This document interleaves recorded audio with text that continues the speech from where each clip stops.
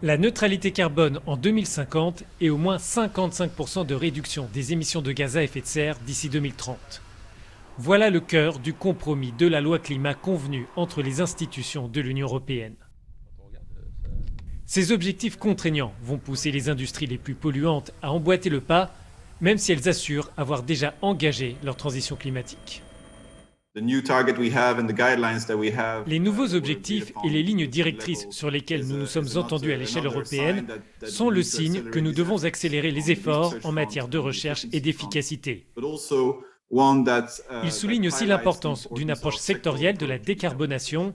La marche pour décarboner est haute et aucun acteur dans chaque secteur ne pourra agir seul. Différentes industries insistent sur cet effort conjoint.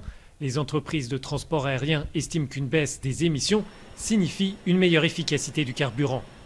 Le secteur du pétrole travaille déjà sur cette question. Nous savions bien avant l'accord de Paris sur le climat que la consommation de pétrole devait diminuer et la politique européenne l'a maintenant concrétisée. Notre réponse est de trouver de nouvelles façons de fabriquer des carburants liquides sans pétrole.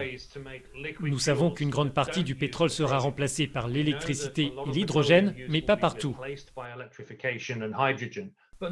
En particulier pour l'aviation, le transport maritime ou pour certains transports routiers lourds, ces secteurs bénéficieront de carburants liquides faits de façon renouvelable et sans pétrole. Les industriels estiment que ces objectifs climatiques doivent se traduire désormais par des politiques concrètes pour chaque secteur. La tâche est difficile mais nécessaire pour engager la neutralité carbone. Pour l'ONG environnementale Greenpeace, le compromis européen est cependant vide et l'ambition n'est pas suffisante. D'un côté, vous avez ce que la science indique, une diminution des émissions d'au moins 65% d'ici 2030 si nous voulons empêcher l'impact le plus fort du changement climatique.